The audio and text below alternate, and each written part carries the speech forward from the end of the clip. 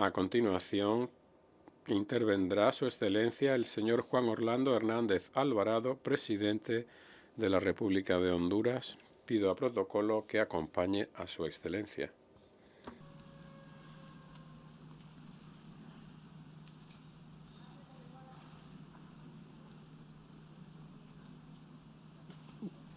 Au nom de l'Assemblée générale, j'ai l'honneur de souhaiter. En nombre de la Asamblea General, doy la bienvenida a Naciones Unidas a Su Excelencia el señor don Juan Orlando Hernández Alvarado, presidente de la República de Honduras. Le invito a hacer uso de la palabra. Señor presidente, señor secretario general, jefes de Estado, delegaciones, saludos a todos desde Honduras.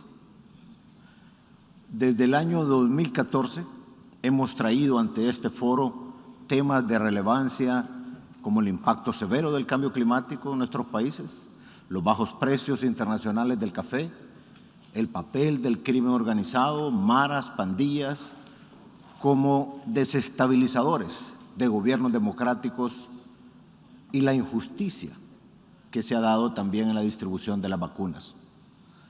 Todas nuestras demandas han sido justas. Hoy el mundo entero enfrenta una pandemia que nos ha puesto de rodillas. COVAX tuvo serios problemas al inicio para poder cumplir con la distribución de vacunas a los países miembros. Un momento crítico en el cual está de por medio nuestras vidas. Esto evidenció la importancia que la Organización Mundial de la Salud no debiera esperar los problemas para preparar las soluciones. No pueden estar desprevenidos para enfrentar esta o cualquier otra emergencia. Hoy propongo ante esta Asamblea una transformación del sistema internacional de salud, en especial de la Organización Mundial de la Salud, debido a la inequidad reflejada en la distribución de vacuna contra el COVID a los países en vías de desarrollo, que a pesar de tener el dinero disponible, no pudimos accesar a tiempo a ellas. Se debe crear un fondo de emergencia con el aporte de los donantes, pero también de los propios países, para garantizar un acceso equitativo y a tiempo de las vacunas o de cualquier otro tratamiento. Sin duda alguna, el año 2020 para Honduras fue catastrófico. Además de la pandemia, fuimos golpeados por dos huracanes altamente destructivos, ETA y OTA. Destruyeron nuestros cultivos, nuestro aparato productivo y nuestra infraestructura vial fue severamente afectada. Millares de viviendas fueron dañadas y lamentablemente decenas de hondureños perdieron la vida. De acuerdo a la CEPAL y al Banco Central de Honduras, en estudios diferentes pero sumados, las pérdidas estimadas fueron de alrededor de 4.000 millones de dólares, cantidad que para cualquier país rico no es significante, pero para nosotros es mucho porque equivale al 30% de nuestro presupuesto anual. Nos dejó más de 445.000 hondureños sin empleo. Por ser uno de los países más afectados por sequías, lluvias destructivas en todo el mundo, a pesar de ser de las naciones con más aportes a la conservación del medio ambiente, vean ustedes, el 50% de nuestro territorio es bosque y el 30% está bajo condición de reservas naturales protegidas. Aún así somos de los más afectados por el cambio climático. En Honduras hemos diseñado ahora un plan para un sistema de protección contra el cambio climático, que consiste en represas multipropósitos para recolectar el agua que proviene de las lluvias destructivas. Esa agua sirve para consumo humano e impulsar una agricultura inteligente con alta tecnología en riego y mayor productividad en los alimentos. Complementado esto con un cambio en hacer la agricultura en menos superficie territorial, mayor productividad y cuidado del bosque. Los fondos verdes del clima, ya ustedes lo saben, no llegan como deberían de serlo Y esto solo puede hacerse con una verdadera voluntad política. Señores y señoras, hace tiempo se tenía que actuar y no terminamos de entenderlo. ¿Por qué no se actúa? En México recientemente propuse en la cumbre de CELAC la creación de un centro de previsión del cambio climático. Lo hago aquí también. Lo vamos a llevar a Glasgow. Demandamos que los países industrializados verdaderamente cumplan los compromisos a través de los fondos verdes, que se acabe la burocracia y se atienda a la mitigación, la adaptación, pero también la emergencia de los países que somos afectados anualmente. Señoras y señores, en el 2014, cuando recibimos el gobierno, Honduras era el país más violento en la faz de la tierra y el más desigual en la región. La mayoría de las micro, pequeñas y medianas empresas estaban sin acceso a un crédito. Una infraestructura desatendida por más de medio siglo. La mayor parte de la población sin vivienda y sin esperanza de obtenerla. Una economía en general desordenada e inestable. Ahora, a pocos meses de finalizar nuestra gestión, con gran satisfacción puedo decirles que esa Honduras hoy es otra. A pesar de las graves y catastróficas crisis que hemos tenido que enfrentar, hoy en día tenemos de las mejores cifras macroeconómicas de la región, gracias al buen manejo de las finanzas. Instituciones como el Fondo Monetario, como dos de las calificadoras de riesgo país de mayor prestigio en el mundo, respaldan la transparencia y el manejo de los fondos. El país ahora puede acceder a dinero fresco en mejores condiciones, muy bajas tasas de interés, fácil acceso, beneficiando esto directamente a la población en general con programas sociales, entre otros. Seguimos también levantando la más grande infraestructura que un gobierno ha hecho en Honduras. Estamos logrando el sueño de unir el Océano Pacífico con el Atlántico, sueño que lleva 200 años. Así como también estamos llegando con infraestructura a todas las regiones productivas del país. Mejoramos y modernizamos nuestros puertos, aeropuertos. Ahora el aeropuerto de Palmerola, al igual que el aeropuerto Vida Morales, serán ciudades aeropuertos. Hoy podemos hablar de un crecimiento significativo de la industria manufacturera de la maquila en un 70%. Entramos en una nueva era de esta industria con plantas modernas para producir con filamento sintético nuevos textiles. Ahorramos millones de lempiras al Estado en la construcción de un centro cívico gubernamental más moderno de la región y se atiende a la población de manera más eficiente, cercana e integral. Esto para nuestra generación y las generaciones que vienen. Lo hemos hecho de forma transparente, trabajando dura, con toda nuestra administración durante los 8 años. Invertimos y manejamos los recursos del pueblo hondureño con transparencia, diligencia durante estos 8 años de gobierno. Trabajamos también de la mano con Transparencia Internacional en al menos 4 áreas del gobierno. Junto a la Organización de Estados Americanos creamos la primera misión de apoyo contra la corrupción y la impunidad en la historia de la OEA. Ahora seguimos trabajando en materia de transparencia, lucha contra la corrupción y el delito con la Oficina de Naciones Unidas. También creamos la Secretaría de Transparencia para velar por los intereses del pueblo. Creamos y fortalecimos organizaciones al servicio de la gente, apoyando la prevención, la protección civil para cuidar y salvar vidas. Uno de los sectores de mayor impulso ha sido el turismo, generando más de 270,000 empleos, gracias a que nuestro país tiene un potencial enorme por explotar en esa materia. Apostamos al turismo internacional. Ahora recibimos los cruceros más grandes del mundo. Por primera vez en la historia, los más necesitados, los olvidados de Honduras, por muchos años, son atendidos con dignidad, con un programa social el más grande de la historia, Vida Mejor.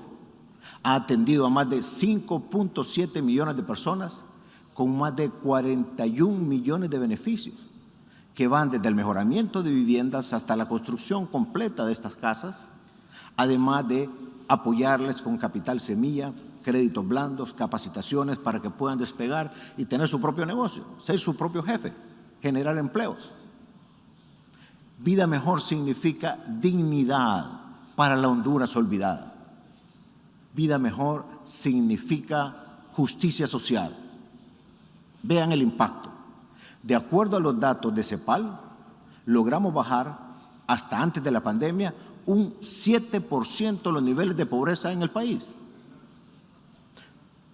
Por este programa se pudo amortiguar la magnitud del impacto de los huracanes y la pandemia y agilizar el proceso de recuperación.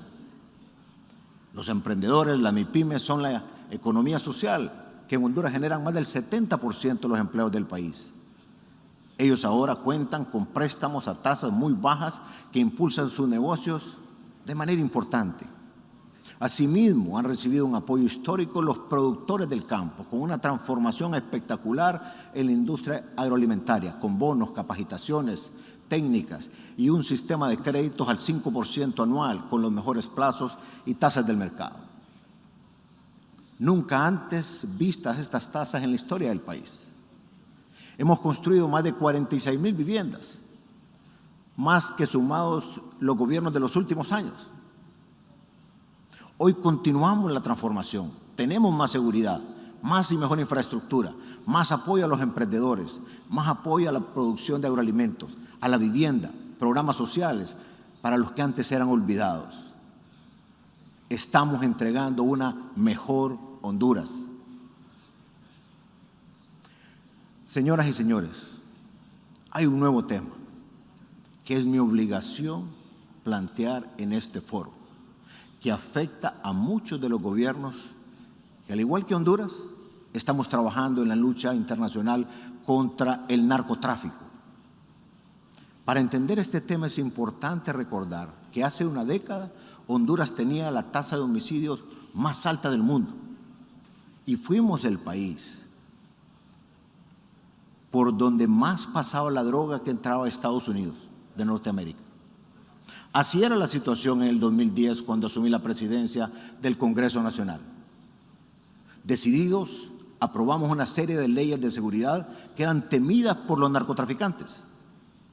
Si miran estas medidas sabrán quién es quién, porque acciones de este tipo, por ejemplo la extradición de hondureños, por primera vez en un siglo, solo serían tomadas por enemigos declarados del narcotráfico y crimen organizado. Y nadie vinculado al narcotráfico o intimidado por los criminales jamás tomaría estas medidas.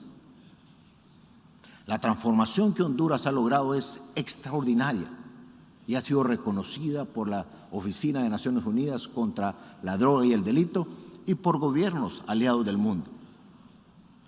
Según los datos oficiales del gobierno de Estados Unidos, reportados por el Departamento de Estado y el Comando Sur, desde que llegué a la presidencia, Honduras ha reducido el tránsito de drogas por su territorio en un histórico 95%, un logro casi sin precedentes.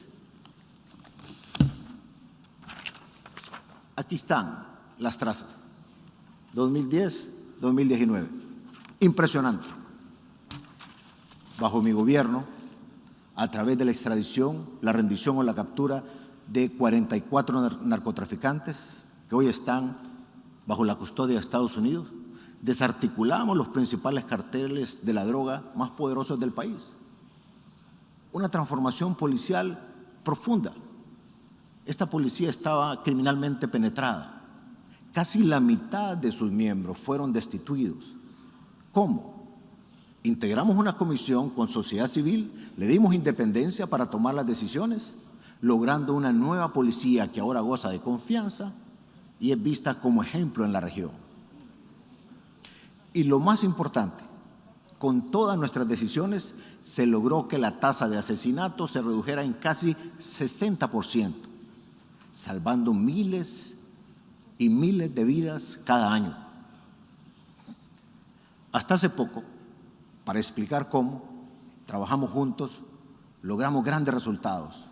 Se escuchaba únicamente los funcionarios hondureños y nuestros aliados, entre ellos agencias como la DEA, Comando Sur, Departamento de Justicia, el FBI de Estados Unidos, y países como Colombia, Chile, Israel, México, los países de Centroamérica y, por supuesto, la ONU y el BID. Ahora hay un elemento nuevo.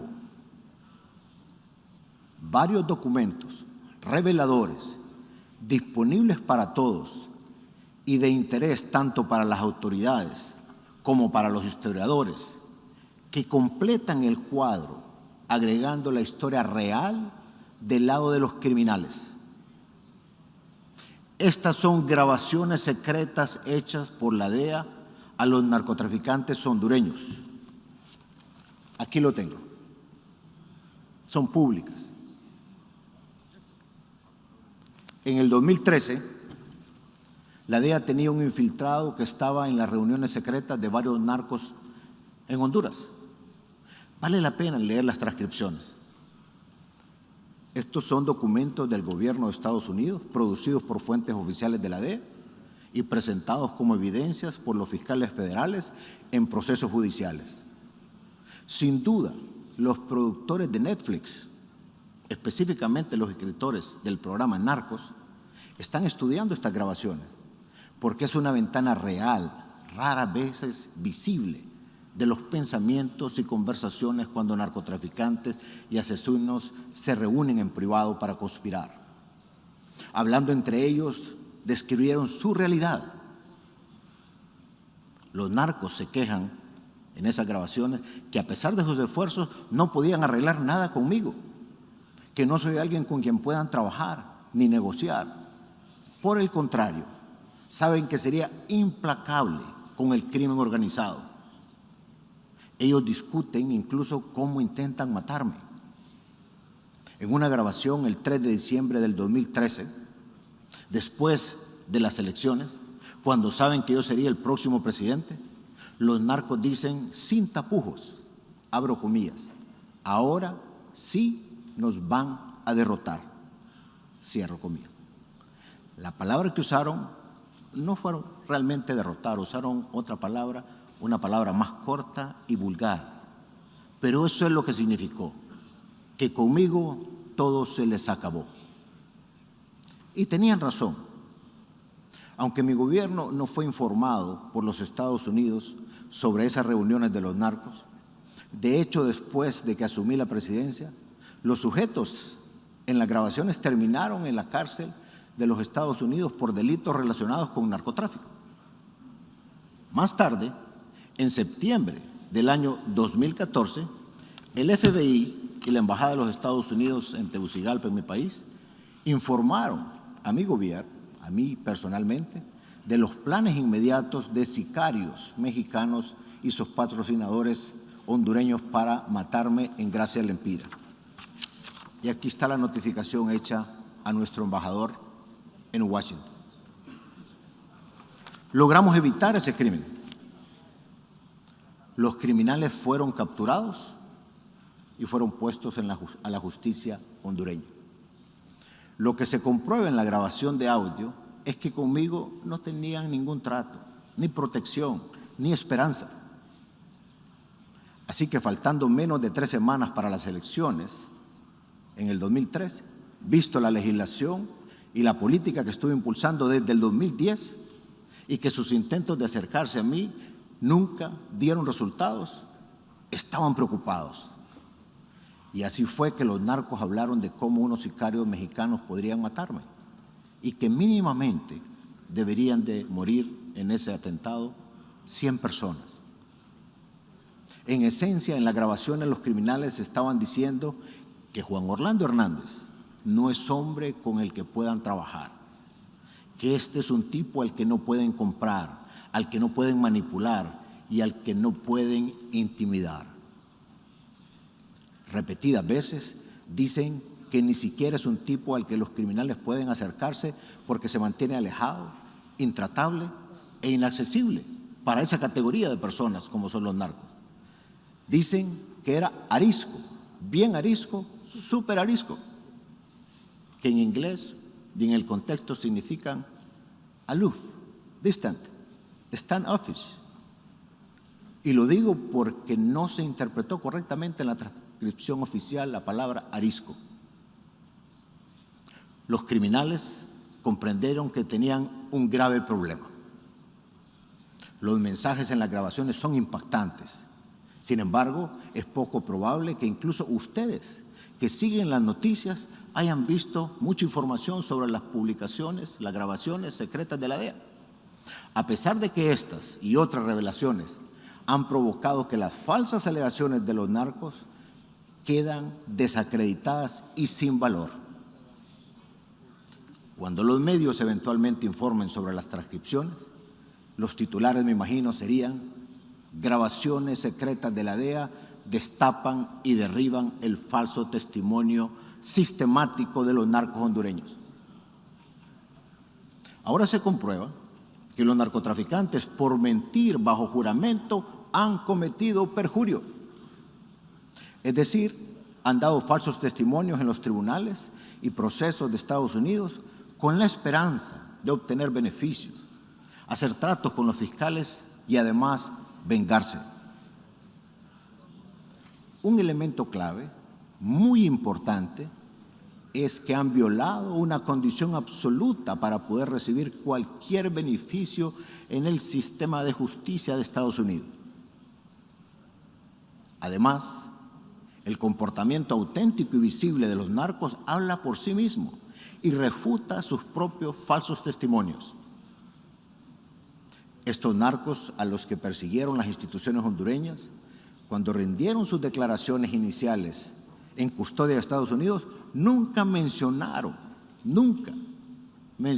ningún trato conmigo o con las instituciones hondureñas, ni de recibir protección, ni menos de recibir su dinero. Obviamente, es lo más extraño. Unos años después, y solo después de varios juicios en que testificaron de forma diferente, cambiaron sus versiones para afirmar falsamente lo contrario.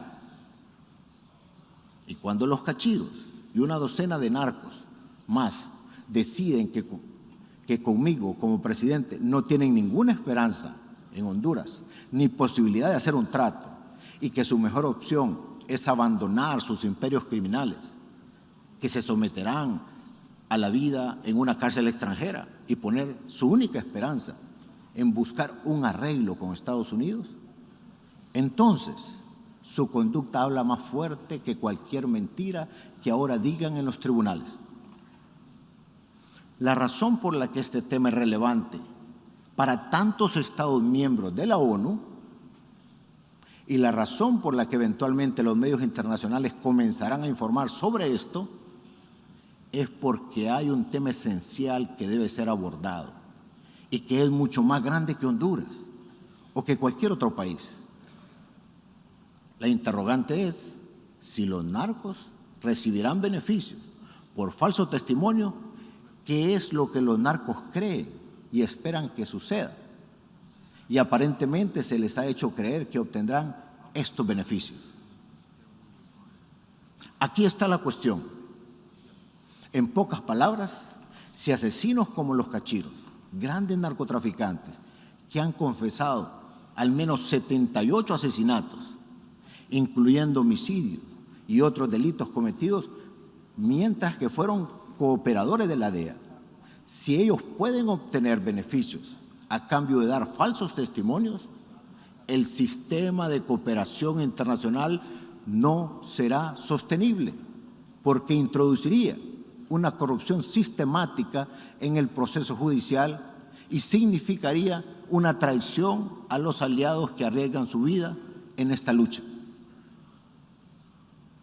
Si el perjurio es recompensado por Estados Unidos, si los criminales pueden usar impunemente testimonios falsos en la Corte Federal de Estados Unidos, eso pone armas peligrosas en manos de un enemigo mortal. Son sicarios confesos. Esas armas para ser utilizadas contra los miembros más efectivos en la alianza contra el crimen transnacional.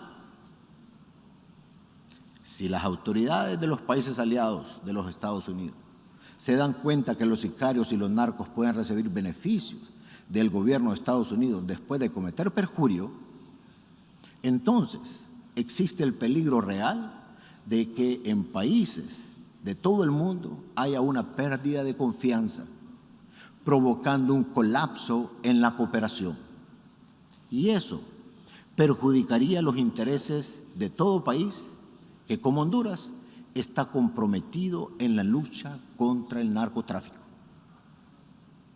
Y deshonraría a los valientes héroes que sacrificaron sus vidas en esta batalla, a los miles de inocentes que perdieron sus vidas y a todos los gobiernos e instituciones que pusieron su fe en una alianza internacional vital. Sin embargo, permítanme enfatizar que yo tengo confianza que al final Estados Unidos no premiará con beneficios a los cachiros y a otros narcos después de que haya dado falso testimonio. Hemos visto, por ejemplo, que luego de que los narcos testificaron falsamente en un proceso federal en Nueva York, alegando que los militares hondureños los estaban ayudando, el comandante del Comando Sur en persona se subió a un avión, voló a Honduras y en una ceremonia pública presentó al máximo líder de las Fuerzas Armadas hondureñas con una importante condecoración. Fue vista como una poderosa demostración de que las mentiras no deben ser recompensadas. De manera similar, luego de otros falsos testimonios en Nueva York, el máximo liderazgo de la DEA nos invitó a mí y a mi equipo antinarcóticos a reunirnos con ellos en Washington, donde la DEA emitió una fuerte declaración pública de que el presidente y el gobierno de Honduras son socios confiables y efectivos en la lucha contra el narcotráfico. Cuando comenzamos nuestra lucha, tuvimos una colaboración de confianza y efectividad con la administración del presidente Obama y Biden, y consecuente con la siguiente administración. Trabajando con el entonces vicepresidente Biden, se vio la solidez y su compromiso, que también se vio reflejado en la Alianza para el Triángulo Norte de Centroamérica. Hoy les digo, mi gobierno continuará como siempre su cooperación internacional efectiva hasta mi último día como presidente en el año 2022. Le estamos dejando a las nuevas generaciones una Honduras más segura, con esperanza y futuro. Me despido de ustedes con optimismo que los logros que han transformado mi país van a brindar más y mejores oportunidades para nuestro pueblo. Estoy seguro que los próximos gobiernos serán capaces de hacer algo igual o mejor, y eso será bueno para nosotros, los de esta generación, para nuestros hijos y para los hijos de nuestros hijos. Un saludo y un abrazo para todos de parte del pueblo hondureño. Muchas gracias.